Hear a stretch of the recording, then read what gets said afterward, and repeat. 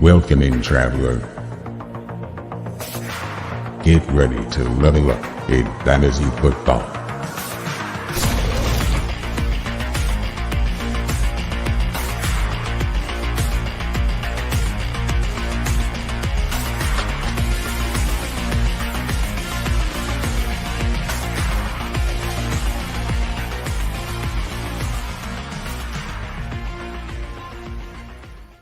Fantasy Football RPG Nation, welcome back to another episode. It's a Fantasy Football RPG podcast. Can you even believe it? A little bit short crew here, but that just means we need to bring up the octane between me and my good buddy Mike. Hi, Mike. Hi, Corey. I'm excited. Air it's gonna horn, be a good air night. horn, Air horn. Explosions. Everything is Hell exciting. yeah. Things are cool. It's just two nerds talking about football, but it's exciting. I got caffeine pumping through my veins. I'm ready to talk a little football with you. What kind of caffeine? I'm drinking that Dubby. Guys, I got some of that blue Kool-Aid drinking stuff. There you go. I got Big Energy Tears here next to me, but not drinking it now because it's 8:30 at night, but I did have it at lunch today. Yeah, that's that good generalist energy stuff. If you guys want to get on that, that's going to be fueling this episode for me at least. But besides that, I got this. Are you into sours at all? Are you a sours beer guy at all? I'm into whiskey sours. I'm not into sour beers. Fair enough. I'm a big sour guy, so I got a blueberry sour ale that I'm working on here. But what do you got in your neck of the woods? I heard you were pouring yourself a little something. Yeah, I gave myself some Mastija. It's a pine resin sap liquor that they make in Turkey and Greece. Right, you were telling me about that. Yeah. It's scrumptious. From a recommendation of Baba, who is our local Mediterranean restaurant owner. Shout out Baba if you're watching the show. 0% chance he is. But no, it's super good. It's smooth drinking, and you're not normally hungover after, so win's a win. Do you just drink it straight? I put a little ice in there, so a little ice. Yeah, nice. Gets the job done. Very good. All right. Yeah. Well, between our two beverages and just impeccable preparation that we've had for this episode, obviously, it's going to be a great night. And I want to start it off because we are deep into October at this point. I want to talk about something a little spooky to start us off with. And I want to know from you, Mike, what's your favorite spooky movie? Ooh, spooky season. I am not going to lie. Insidious actually scared me. Like, I don't know if it's my favorite scary movie because I was actually terrified for like weeks after the fact. Like, no, that's a good one. The ending of it, the way it was done, just absolutely like executed perfectly. So big fan, even though I wasn't a big fan at the time. But what about you? Yeah, no, that is a classic. That started the whole chain of like Insidious movies, and then they made like The Nun, that also is like a branch off of it. So that started a franchise. For me, it's tough. I really like horror and scary movies, so it's tough to like pick a favorite. But I have a couple here that I've watched recently that I really, really like. I'll talk about one of them here. I really liked Deadstream. It's not a super like circulated one. I don't know exactly where you stream it. I have like a horror streaming app that has it on there, so I watch it on there. But it's like a guy is like an influencer, like he's an Instagram influencer, and he goes to a haunted house thinking it's just like a thing to get views, and then it's actually a haunted house. So very cool. It's very, very well done. Highly recommend it. But yeah, I've been watching a lot of scary movies recently. Those are great. But we've also been watching some pretty scary movies in the NFL take place with some pretty bad games, and just like offense in general seems not in a good spot for a lot of teams. A lot of bad football being played. And so, I mean, we'll get into it a little more later, but basically, we're going to be talking mostly in this episode about some of these teams that need to go maybe make a big swing for a player, or, on the opposite side, some of these teams that are like, yeah, maybe you should just go get some picks for the guys that are actually valuable on your teams, because you guys are in big trouble. But before all that, let's get into some news and notes. I didn't have a ton on here, but I put a couple at the end that I think we can run some good laps around. So first and foremost, I think the big one that just came out, I think last night, was this Chris Olave being arrested for going 70 Yeah. and a 35. Yeah, Olivia. Hell yeah. Woo sports indeed. Love that. But yeah, I mean, Chris Olave, these guys, man, these players just love to speed. They cannot go to the speed limit. They will not be stopped by signs. So, you know, like a month after the Jordan Addison one hits, this Chris Olave one hits, a year or two removed from the Henry Ruggs disaster that you would think would be like a big wake up call for some of these guys to be like, hey, maybe that's not worth it.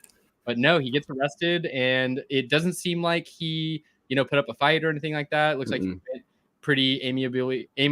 But what are you thinking here? Are you foreseeing a suspension for Chris Olave? Yeah, I don't think there's going to be a suspension. I think speeding incidents are just one of those things they're going to sweep under the rug. I did see the video of him getting arrested that just got leaked, though, and the first thing he says is, "I play for the Saints," and the cop says, I don't care," which was hilarious. Yeah, that was really good.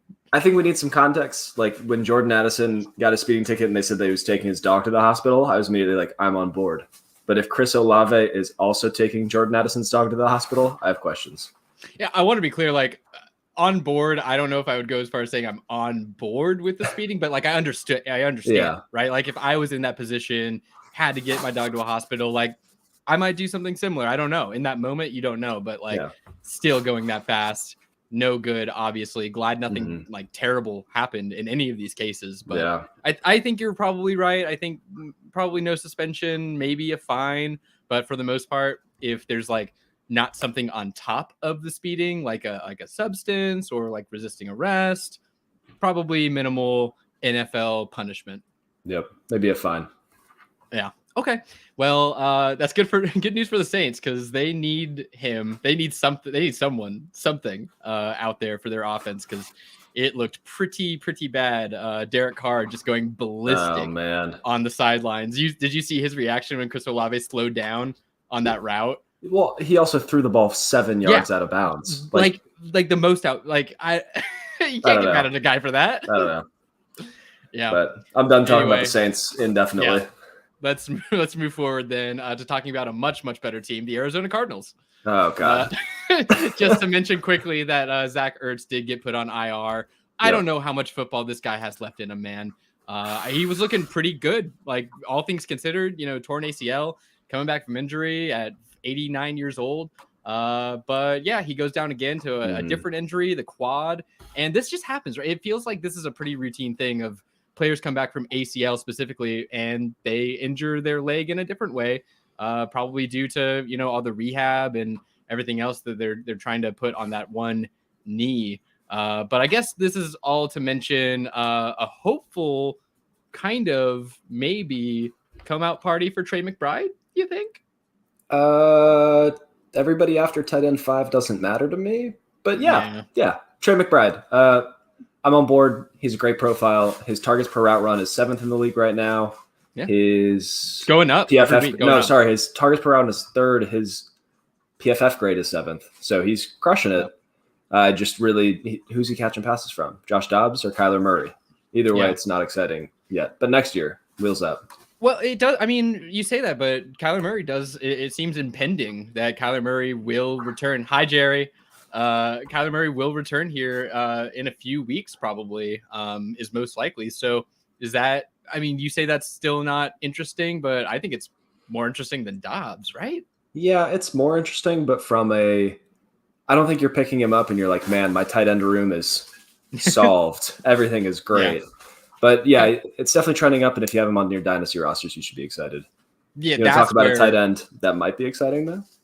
Yes, please. So Dalton Kincaid, healthy, had his little breakout party. Dawson Knox is undergoing wrist surgery. So the big problem was that they were splitting targets and splitting reps. Now it's 100% Dalton Kincaid season. So I think he might actually move into that top 5 and like be a guy that matters moving forward. Well, this sort of segues into something I want to talk about a little later, but yeah, I mean, looking at the landscape right now, we'll narrow in specifically on the Bills, but the Bills wide receiver 2 situation is terrible. And so Dalton Kincaid, I mean, if he can come in there and carve out that like second target, like that like runner up target leader role, that could be absolutely massive. So excited to see how that unfolds. Definitely. Yep. Which, if you listen to the waiver show, guys, that came on yesterday. So Dalton Kincaid was highlighted. Yeah, you still have time to obviously tune into that. Waivers have not run yet, so if you haven't checked out the waiver show by Mike, sup Cole, how you doing, buddy? Yeah, go check that out. Mike doing it alone these last couple weeks. So sad. So sad. You give me a heads up next time. I'll try to make it there. I'm working from home, so I can always log in for 15 minutes and just give you a person to bounce talking points off of. Just so it's not me screaming into the void. Yeah, I mean, you could always set it up to where like maybe you have 2 cameras and you're like arguing against yourself. That could be interesting if you ever want to do that. That'd be fun. But anyway, moving along here. Before we get into the main segment here, this is kind of what I wanted to shoe in to just, clear the air and also crunch some time on a couple of these positions that are, I don't know, worthy of talking about. And the first one is I wanted to list a couple of quarterbacks for you that are, for all intents and purposes, underperforming and get your beat on maybe why that is. And if you're worried or if you think you see them kind of figuring things out. And from the top, I mean, I think this will be the easy one. Maybe not. We'll see. Deshaun Watson has looked terrible when he is out there. And the reasons he is not out there are not really understandable. It's super weird, shoulder injury. And then he gets checked out for a concussion during the game, cleared concussion protocol, still left out of the game. And, to be fair, when he was in the game, he looked like trash. Like he looked like he could not throw the ball at all. So I kind of understand that, I guess. But with the medical staff on the Browns saying he's okay, no concussion, cleared to play, what's going on? Because my stance has always just been that Watson wasn't going to be able to come back from all the adversity. I have none of him, and I've been happy to have none of him. But what is your take on it? Yeah. I mean, I'm a Steelers fan, so I'm already inclined to not like Deshaun Watson. I have a mom and a wife, so I'm also inclined to not like Deshaun Watson. He's not playing well. And there reaches a point where we're no longer talking about rust. We're talking about problems. We're talking about like the play on the field is not reaching the price that they've paid. And because they paid such a heavy price, the fans are going to get impatient quickly. So I'm very worried from a fantasy perspective because he's not running as much. And as he's worried about injury, he's worried about health, he's worried about preserving himself. He's not going to do what he needs to. So I'm very worried. Yeah. I can't really say that I'm worried because I was never, bought in. I kind of, not to say that I knew that this would happen, but I suspected that with everything that he went through, and also a little bit of that was the fact that he was younger and was known for using his legs, and that just gets worse over time. Like that's just a fact. But I was very down on Watson going in, and now it looks like those doubts are kind of coming into a clear picture here. But yeah, for better or worse, I mean, not to go on and on about it, I agree with you. It's very scary. And I saw this tweet earlier, and I'm sorry I can't remember exactly who tweeted it. It was probably someone influential, so I'm sorry for just like stealing this, but someone equated it to giving a kid a $250 million trust fund and then expecting him to work. And I wonder if that's probably not. But I thought it was interesting that that's being put out there now, like that is being said, and the noise is just going to get louder and louder. Yeah. Well, do you want to segue into a question we just got? Would you rather have Deshaun Watson next week or Tyrod Taylor next week? Because I think Tyrod Taylor has at least one more week, maybe 2, depending on how slow they roll Daniel Jones back in. Deshaun Watson hasn't looked good. That's tough, man, because the Giants go against the Jets, and Jets defense has just rocked QB yes, they have all year long. Can I propose a third option of PJ Walker? Because I think I would rather play PJ Walker, even if Watson says he will play. I'd rather have PJ Walker in there just in case he gets injured during the game. I think the Browns might too. But to answer Jay's question, I think Tyrod, so he's a 1 or 2 week solution, and he is either your 32nd or 31st ranked quarterback this week. So relevance is, subjective. 1 or 2 weeks that you're considering starting him. It's really tough though, like I said, with the schedule being as it is. I mean, if Daniel Jones stays out until the week after next, they get the Raiders. That's a much more favorable matchup. I don't think I can start Tyrod Taylor against the Jets unless I am like in a super flex league and I am so desperate. Like I don't even have a skill position guy that I can throw in there and feel okay about. Yeah. Okay. Well, I have a couple other on this list. We'll kind of go through them a little quicker, I think, than the others. Josh Allen. Throwing a Zero pick concerns. every game, zero concerns. Do not care. I mean, he's still, what is he, the quarterback 3 right now? 4? Yeah. Like he can stink in real football. He's going to be great for fantasy. And I think he'll shake it off personally. I love the quote that he gave. I'm paraphrasing, but he basically said, like, I think I just need to think less and play ball. And I'm like, yes, that is what I want to hear. Yep, yes. Exactly. Okay. What about Brock Purdy, who has been like a really nice like dynasty guy to have with how cheap you probably got him if you kept him through last year, and was doing really good for first 5-6 weeks of the season. Then he meets the Browns and kind of gets walloped, and then the Vikings somehow put it on him, and that was so strange. He just didn't look good. Like he just straight up was missing, and those picks were entirely his fault from what I could see. So what are we thinking with him? Are we thinking he shakes it off, or is this a concern where defense are maybe growing wise to Purdy's game? Yeah. Ash and Cooper got really excited about Brock Purdy talk. So even as people are getting wise to it, like he was the quarterback 16 last week. He put up 15 fantasy points. If you're in a 6 point per passing touchdown league, like Brock Purdy's a great option. He gets a tough matchup with Cincinnati and then the bye week. So I don't know if he's not going to wow you these next couple of weeks, but for somebody that you picked up for so cheap, he's still a value. He's still very much a super flex quarterback too, with some low end quarterback 1 spike weeks. Yeah, I mean, just thinking redraft, I know we're mostly dynasty, but if you have him in redraft and a super flex, don't drop him or trade him until he plays Seattle, because I guarantee he is going to have some good games against Seattle, unless these haven't been fluky weeks and Seattle's defense is actually suddenly good. I'm not bought in yet. We will see. I'm a nervous Seattle Seahawks fan, and I will be until they prove it again and again. But yeah, I think I agree with you. It's tough. I mean, he, was missing Debo, I guess, but and that's it. I expected more from him against the Vikings for sure, but Shanahan's a good coach. They have a good system. He's shown he can play really well before. I'm not saying that he's suddenly like being seen through by these defenses. I think he'll figure it out. Well, last one on here, and I don't want to upset you, Mike, but it is your boy, Justin Herbert. And I just want to get your beat because it hasn't looked great for him, like kind of all season long. He's had some decent outings, but no big games like you saw from him a couple years back. So is this a Brandon Staley can huff the farts right out of my shorts situation, or how are you feeling on Herbert? Worried at all? So I'd like to say people are all panicking about Justin Herbert. I put out a tweet that was like, Justin Herbert's a top 5 quarterback, and it went viral because everyone called me an idiot, which, whatever. Just watch more football. Hey, that's engagement, baby. Just watch more football. I also get paid by the retweet, so thanks, folks. Got you. So let me just run through this for fantasy real quick. He has been the quarterback 6, 12, 1, 5, 5, 21, and he has played the Titans, who are one of the worst matchups for quarterbacks. He's played Dallas, who's one of the worst matchups for quarterbacks, and Kansas City, who's one of the worst matchups for quarterbacks.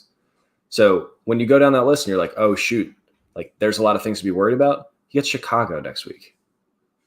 Yeah. Are we worried about the Chicago Bears? After that, he gets the Justin. He gets the Lions. We're actually a good matchup for quarterbacks right now, strangely. Yeah.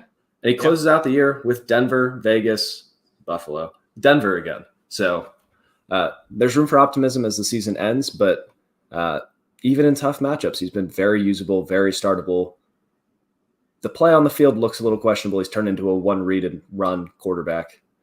But I would do that too if Mike Williams died and Josh Palmer was medium. And there's something weird with Quentin Johnson going on that they just do not have trust. Because even when Quentin Johnson's wide open, he's not throwing it to him.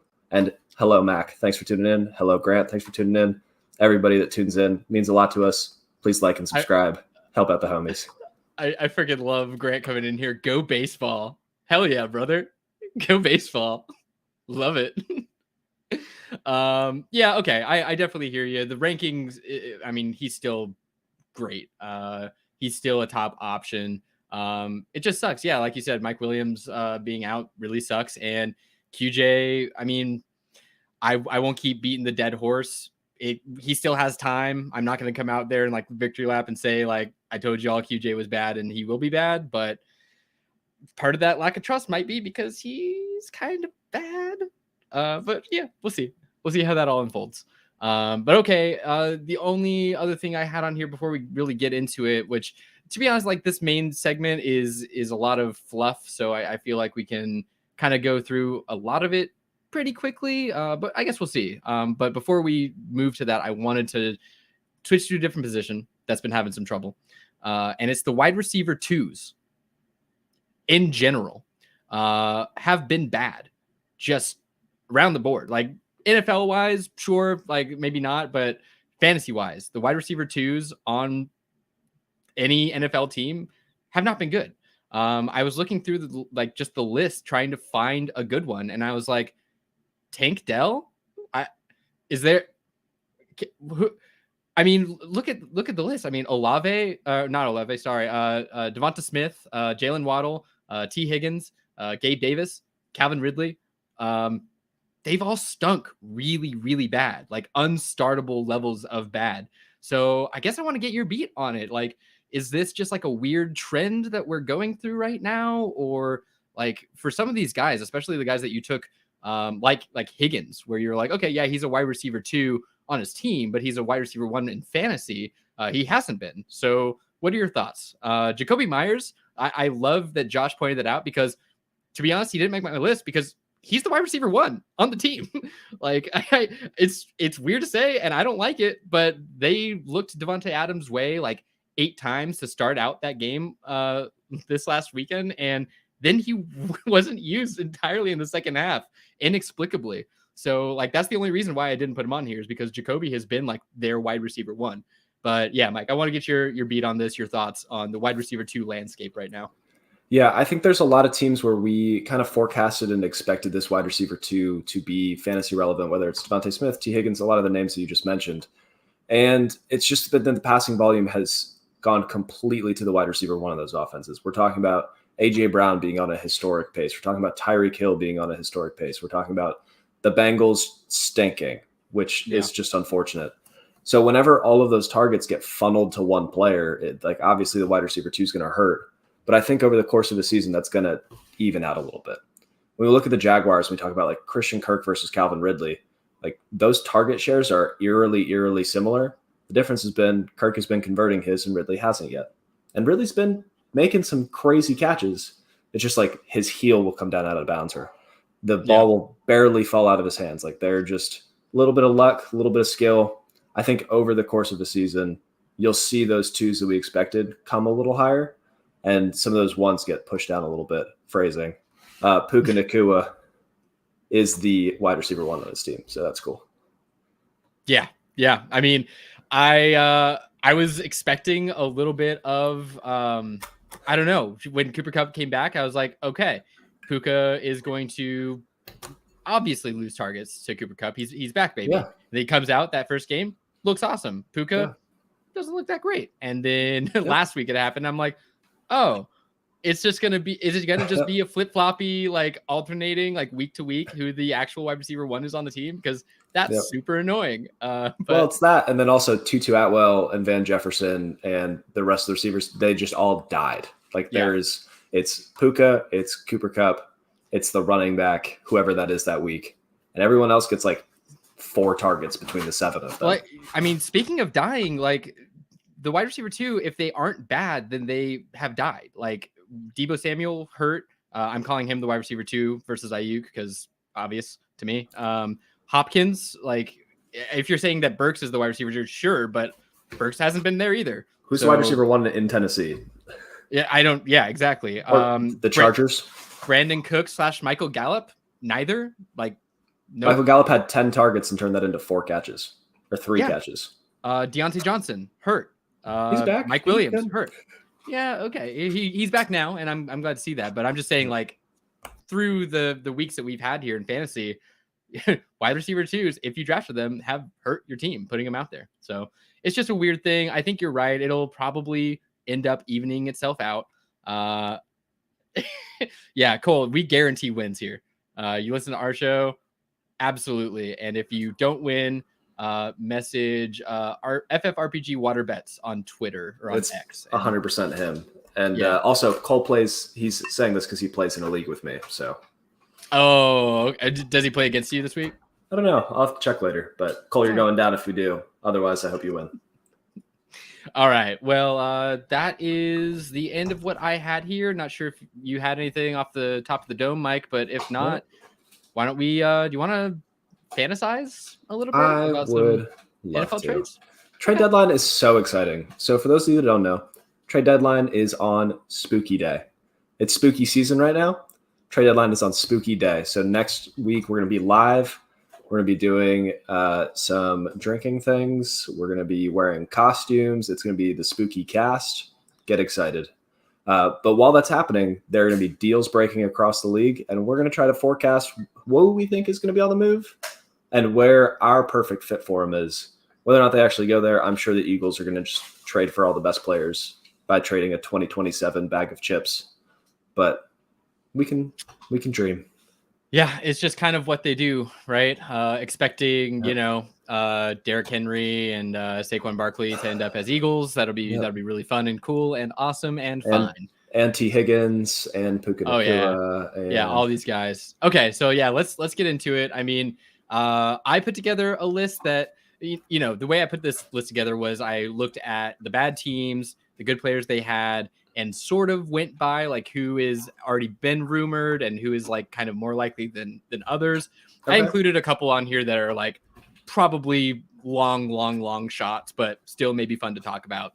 But I think right off the top, I mean, let's get into the Titans, right? Because they seem like the rumors are swirling with them. Oh, yeah. First and foremost, they have the motive. They have the means, the motive, the means to make some trades happen here. I mean, if they've got 2 30-year-old players around that are, maybe I think Derrick Henry pretty obviously has at least some juice left.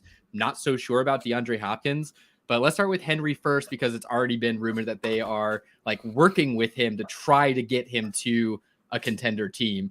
Mm-hmm. So let's talk about what you think is likely, and then we'll talk about what we desperately want to happen. Okay. I actually think that this matches up almost perfectly, which is unfortunate. I don't have 2 answers for you for this one, but I'm going to take my Steelers fan hat off. I'm going to put my fantasy football hat on. I think the number 1 team in the AFC North right now, who had a running back injury, who doesn't have a running back under contract going into next year, the Baltimore Ravens are a perfect fit for Derrick Henry. And imagine the read option where it's either Derrick Henry with a full head of steam or Lamar Jackson. It's just that's really, really gross. Yeah, be nasty. Cole, thanks for tuning in. See you later, buddy. Yeah, bye, Cole. That's really gross, man. I can't disagree with you. It is seemingly a good fit with, I mean, they have a who's who of the opposite of that for running backs currently on the team. And Henry would add such a huge, Lamar Jackson and Derrick Henry though. Like it would be so fun for football. It would be so fun for football. What do you even do though against that? It's so wild. You put 11 in the box and then Zay Flowers goes for 300 yards. Like that's Yeah. It would be insane. But do you have a better option or a more fun option? Better, more fun. These are just words that we use, and words are power. No, I kind of was thinking about this, and this was one that I thought of purely, and it's kind of fun. It was purely based on the results of last night's Monday Night Football game. But look, Alexander Madison and Cam Akers, wouldn't you rather have a Derrick Henry? But are the Vikings trading for a 30-year-old running back? I don't know. But if 2-5, look, right? piggybacking off of beating what everyone was calling the best defense in the NFL currently. Yeah. I don't know. Kirk. Primetime He's known Kirk. for being great. So that's right. I mean, well, and just to correct you, they're 3-4. They are not dead. Okay. I thought they were dead. Dead. No. Cool. They are not dead. And so I think it might even be more likely that a team in that sort of like standings range of like really needing that player to go that extra, but I think they are more motivated to trade for a player like Derrick Henry. And I just think, I mean, you have Kirk Cousins is fine, right? But then you have Derrick Henry and Justin Jefferson. And Jordan Addison, who's stealing cookies from the cookie jar. That was an insane catch. It was. So that just creates a nasty offense. And I think finally gives the Vikings like that extra running game element that I think they're just sorely lacking. Yeah. And I think a lot of their, like what is kind of perceived as, bad luck, it actually might result more from they cannot run the football. And so they have to resort to Kirk Cousins making poor decisions. So that was mine. But let's stick with the Titans here. And I don't know, man, I guess off the top, like, do you think DeAndre Hopkins has anything left? Dude, it feels bad because I never want to root for a player to do poorly. But like going through the whole offseason, I didn't think DeAndre Hopkins had juice. Now he's playing. He doesn't look like he has juice. It sucks because he was such a fun player for like a lot of the time that we've been playing fantasy football. And, he's had a lot of super cool seasons. But I think if a team is adding him, they're adding him as a wide receiver 2 at best and a wide receiver 3 in an ideal situation. And there's not a lot of teams that are in contention for a jump ball merchant, old wide receiver 2-ish. So, do you feel differently? Do you think he has juice? No, and to be honest with you, like the Cardinals might have had other reasons, but kind of writing was on the wall for me when they just cut him. Yeah. Right? Like they couldn't find anyone to give them a 6th in like 2026, like nothing. I just, at that point, I'm like, and then to even further that, the Titans signing him was just like, oh, the Titans signed him. Okay. Oh, gosh. That's everything I need to know. Yeah. Well, also the Titans are just, I mean, I don't think they make the best moves. No. I mean, we saw them trade away A.J. Brown for Treylon Burks. And it's like followed it up with Kevin Byard for a bag of chips. Literally that is such a wild trade. I can't even, what is crazy to me, just to like kind of echo on that, is like they trade Byard for nothing, one of the like better safeties in the league. If they don't trade Henry because they're like not getting fair value for him or whatever, that's such garbage. That is such garbage. But yeah, I really thought this is, a little segue with the Eagles. I thought Hopkins to the Eagles would have made a little bit of sense because they love stealing players from the Titans. And DeAndre Hopkins could be the wide receiver 3 or 4. Let Quez Watkins, but now it's Julio Jones. I was going to say, can you imagine Julio Jones and DeAndre Hopkins just being that like wide receiver 4-5? Oh, like, man. Where are we right now? What happened? Okay. But nightmare scenario, and a scenario that might actually happen. So out of conference, needs a wide receiver 2. Their coach doesn't use their players correctly. What if the Falcons traded for him, trying to make a playoff push in the NFC South? I mean, he's not a running back, Mike. So, like, why would Arthur Smith even want him? I think it makes sense. I hate it. I hate it with my whole soul. I will counter that with one that I think is a little more palatable, but also still kind of gross. What about the Cowboys? I have an honest question, and this isn't meant to be offensive. Yeah. Is DeAndre Hopkins better than Brandon Cooks or Michael Gallup? I don't know, but I think he's different than both those guys. Like enough to add it, at least like theoretically, like a different kind of dimension to their offense. That's kind of what I perceive. If he has any juice left, they get that guy who can run opposite CeeDee Lamb and go up and make a contested catch if he still has juice, which it does nothing for me for fantasy other than maybe Treylon Burks is more of a thing this year. Well, I think this is true with like most NFL trades that involve fantasy players. Like there is never a better impetus to sell high on a guy, or just to not even sell high, just to sell on a guy that you think is kind of mid. As soon as he gets traded, there's buzz, and whenever there's buzz, there's honey, and Flip you him go for get 2. that honey. Flip him for 3. You're Winnie the Pooh, and you getting that honey. I don't know where I was going with that, but yeah, okay. I think we're both in the same sphere of thinking with DeAndre Hopkins. So let's go ahead and move forward here to another guy who has been talked about, at least like this was the second hottest rumor besides Derrick Henry that I've been seeing recently was Jerry Jeudy. Everyone coming out and saying, yeah, we're selling Jerry Jag Jeudy, JJJ. So I guess off the top, it's hard for me to not like just full align myself with what Steve Smith,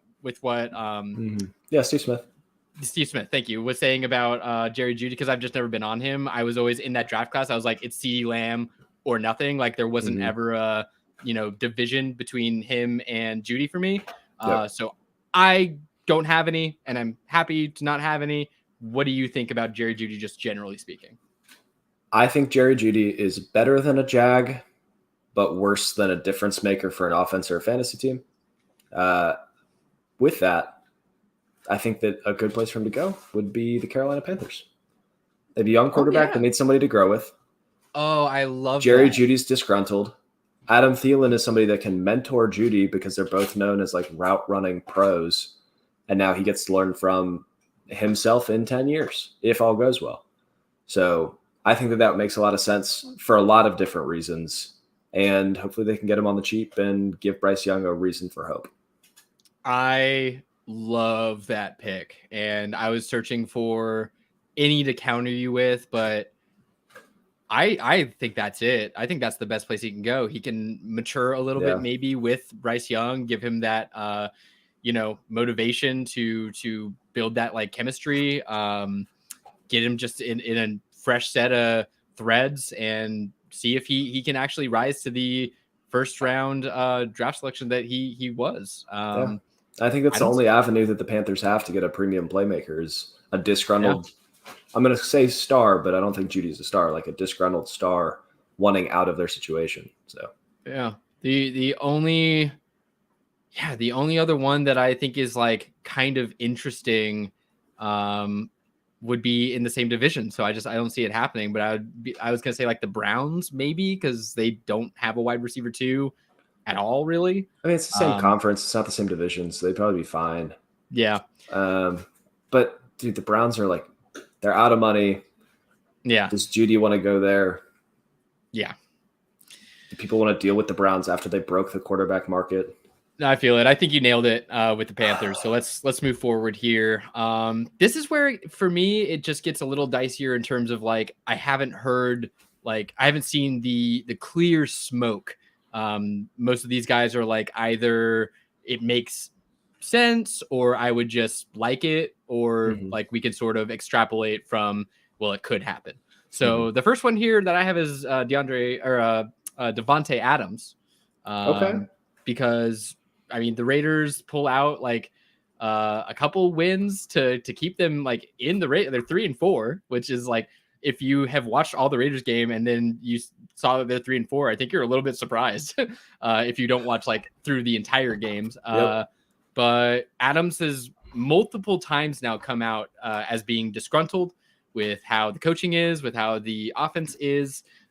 Jimmy G does what Jimmy G does, gets hurt again and again and again and again. The Raiders have come out and said that they are not going to trade him, but teams say that sometimes and then they do. Russell Wilson was adamant that he wasn't getting traded, and then he was. So what do you think here in terms of any smoke here, any realistic option of him getting traded? And if so, where's he going? I think it is perfectly realistic.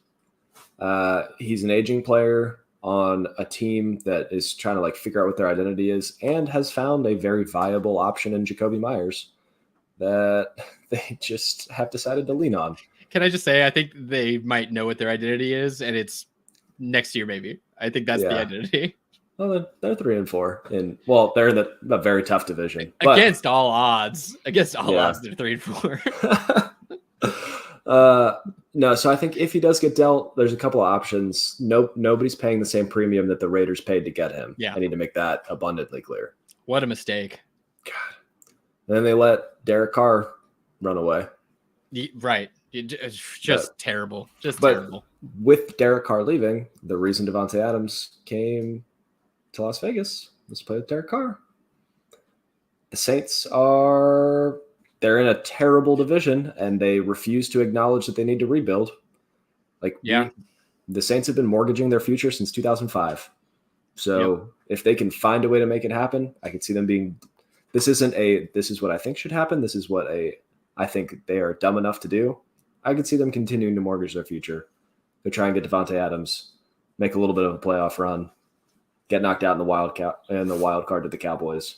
But yeah. Okay. Yeah. No, I think that's totally. I love the Carr like theory there, because it is true. He went to Las Vegas to play with Derek Carr. Derek Carr is now on the Saints. Him following him to the Saints that totally makes sense. And the Saints have enough, I think, to go and possibly get him. I mean, they have a first. I don't think they need to trade a first, but they have draft picks. They have some like younger talent too. I don't know if like an Olave kind of player would be eligible to be traded. Probably not, but I really hope not.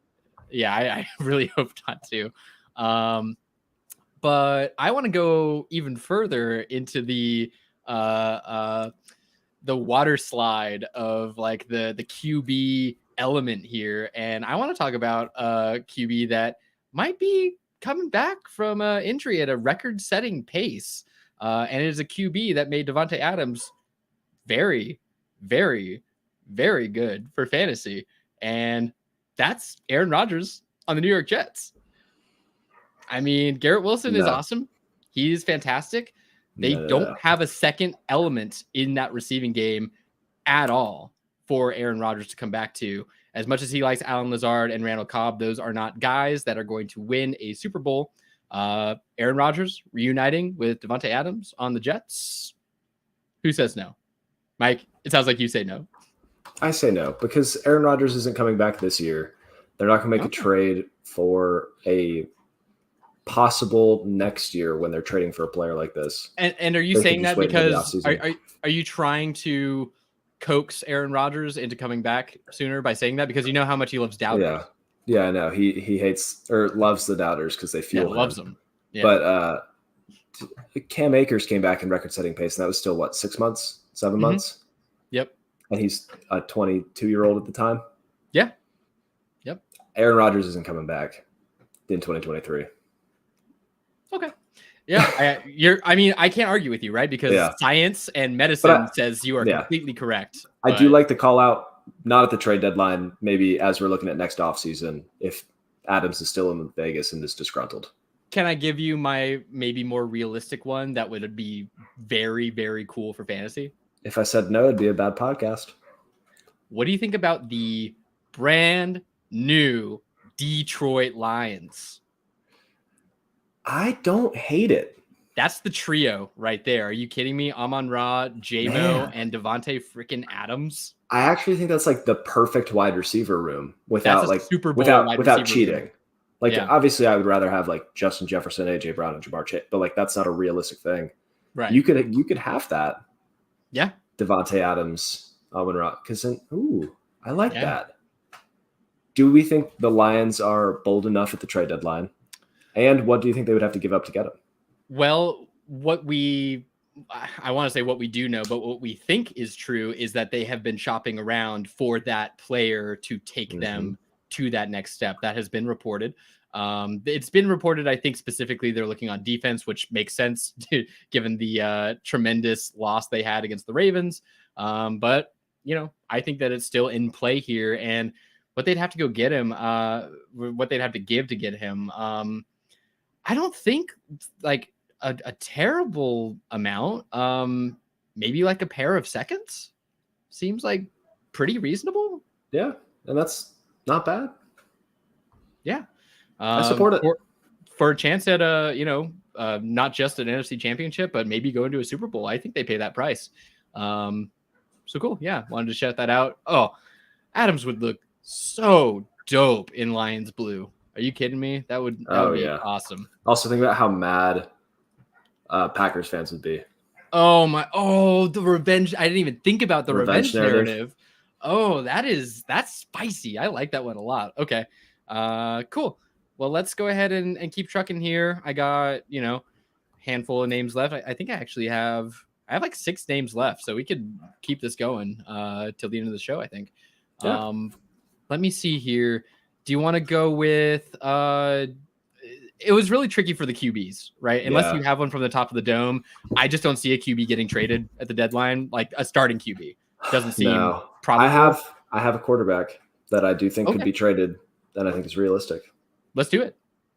Jameis Winston. Ooh. Yeah. The Saints refuse to play him, even if Derek Carr's hurt. They'd rather just like move in with some random Taysom Hill nonsense. He's been a starting quarterback in the league before. There's a couple of teams that are floundering and looking for an option. He's not that old. So I think if you're a team that's looking for a win now piece or a Band-Aid until your quarterback gets back. What are you thinking? Like what teams are eligible here for that trade? Just one. Oh. Maybe 2. Uh-huh. I think the New York Jets. I think it makes a lot of sense. They have a super stout defense. If Zach Wilson continues to struggle, but they're winning games in spite of him instead of like with him. I'm not even going to say because of him, just with him. I think that they're going to get frustrated. And I think that if you can bring in somebody that can make plays and run an offense effectively, which Jameis has shown. He's shown the hero ball thing before, where 30-30, and that's going to be a great 34-30 one day. He's also, as he's matured and developed, he became a little more like check down and smart play and moving the offense along. I think that he just brings a level to the offense that Zach Wilson doesn't. So that's my first option is the Jets. Second one, maybe the Browns are a little tired of Deshaun Watson. Maybe they put him on ice for the rest of the year. Ooh, baby. They're still very much in contention for the AFC North. They're in a wide open wild card race. Go grab you a backup quarterback that's not an XFL legend. That is interesting. That's very interesting. I can only think of one also that is like, can't you just picture Jameis Winston in black and silver as a Raider? I can, but it's just Jimmy G dead. Hoyer ain't it. Doesn't rustle my jimmies.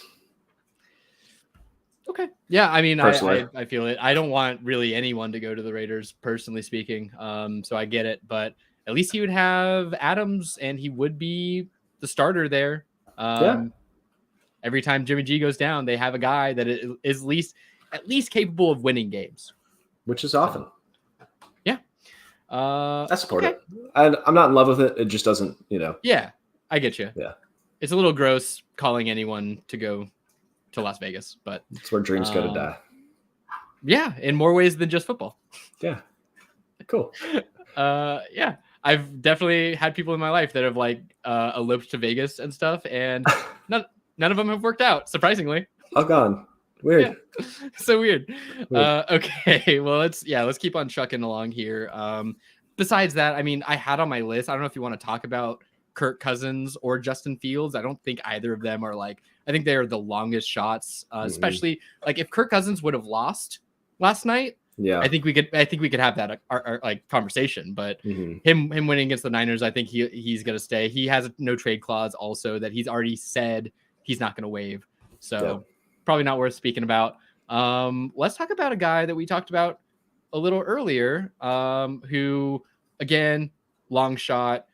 Team is still, in play to make the playoffs, maybe even go further than that because they have before. T. Higgins. on the Bengals. I mean, Okay. not super likely, but contract year, not being used.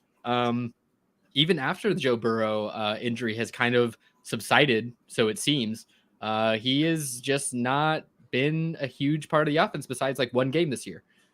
So, I mean, I think he goes to any of these. Like, I think he goes to a lot of teams as a trade candidate and comes in as the wide receiver one, which is probably interesting. 20 teams. Yeah, I think that is 15 to 20 is what I was thinking. But yeah. So who can go get him, and who do you want to go get him? I have one right off the top. Okay. That I think is just like, if this happens, everyone that has T. Higgins on their fantasy teams are going to just die of happiness. Is it the Chiefs? It's got to be the Chiefs, right? And it would never happen. There's right, no way. Never happen. Of course. 0% chance. But it would be cool. Of course. But it would be so freaking fun. Cool. It'd be so freaking cool.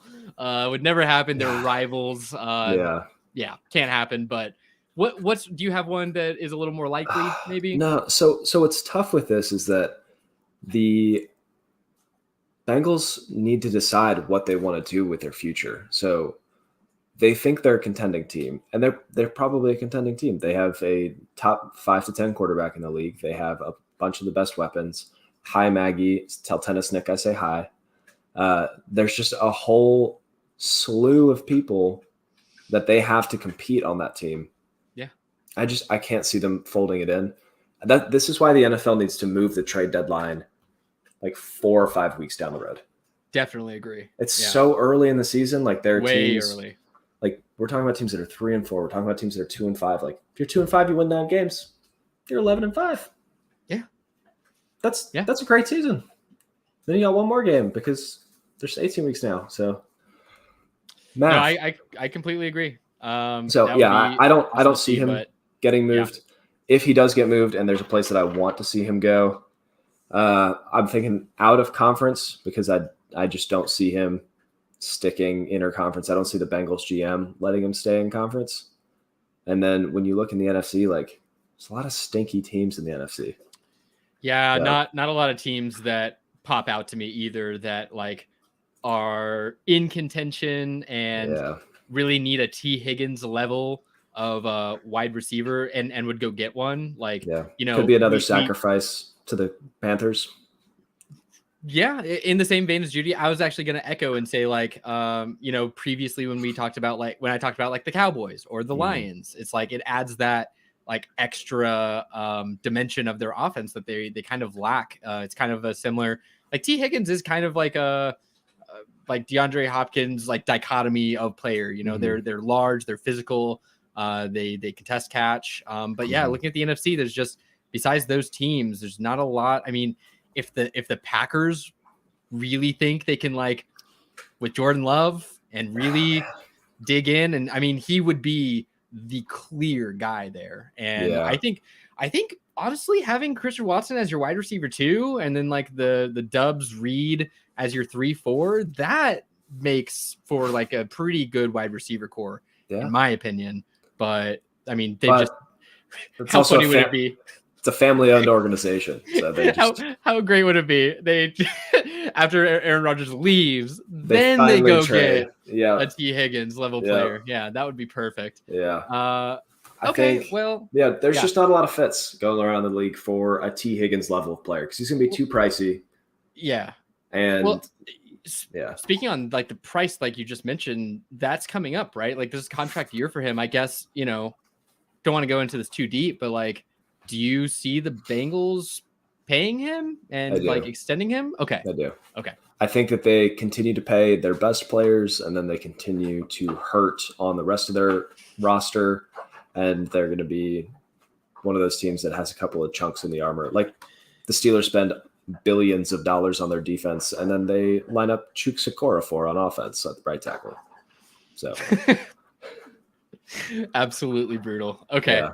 Well, great. That made it through like all the big ones on my list. We have time for maybe probably just one more, given how much time we're spending on these guys. So I'll give you. Oh yeah. If you have one, hit it. I'd like to free this wide receiver, save him from the depths of hell, release him from his shackles. What do you think about putting Darnell Mooney on the block? Okay. We're talking about an elite separator. We're talking about a Bears organization that's already looking to 2024 and beyond. He hasn't been used in his offense. He has a couple of good seasons under his belt. I think that he is the level of player that could get moved easily, but exciting enough that if he ends up in the right offense, like what if Darnell Mooney goes to the Chiefs? Oh, okay. What if Darnell Mooney goes to the Cowboys? That's not the one that I'm thinking of. What are you thinking of? Darnell Mooney to the Bills? What if Darnell Mooney goes to the Bills? That would be electric. That's it, right? Like, that's the one. That would be so fun. Oh, man. He's already a Northern team. Yeah. Yeah. Oh, man. Like, yeah, him and Diggs. Like, are you kidding me? That's the wide receiver, too, that they need on that team. Yeah. Wow. Well, we just kind of crushed that. I think we actually do need one more. We flew through that too quickly because we were all too excited. Yeah. Let's just talk about Dubby for 4 minutes. Or do we want to? Josh just posted. Here, let's answer this. Do we want to take Josh's question here? Yeah, and then we'll close it out. So Josh is asking, would we trade Komet and Shaheed for Kittle and Rondale Moore? 20-man league, PPR. He's got Russ, JT, Aaron Jones, Tyreek, Christian Kirk, and Komet and Jacoby Myers. He's crushing it. Yeah. Josh, that's a good roster for a 20-man league. 20-man league? Damn, dog. Yeah. I'll let you go first because I have very clear thoughts. Yeah, I'm a little more up in the air about it. I think I want the best player in the deal, and I think that's George Kittle, even though he's volatile. I just think that he offers you, especially in a 20-man league, he offers you in the tight end position, like potential matchup winning performance. And he might do a tight end thing and give you a dud, but tight ends do that if they're not Kelsey or Andrews, and even Andrews sometimes stinks on you. So I think I take the best player available there, and I go for Kittle and Rondale Moore. I think this roster is perfectly set up to go get you a Kittle. You're looking for explosions from the tight end position. Like Tyreek Hill, super safe floor, super high ceiling. Christian Kirk, safe floor. Jacoby Myers, medium floor. Rondale Moore actually gets enough design touches that he's kind of a floor play. He's going to give you 4 to 10 PPR points a week. So, yes, I would trade Komet, he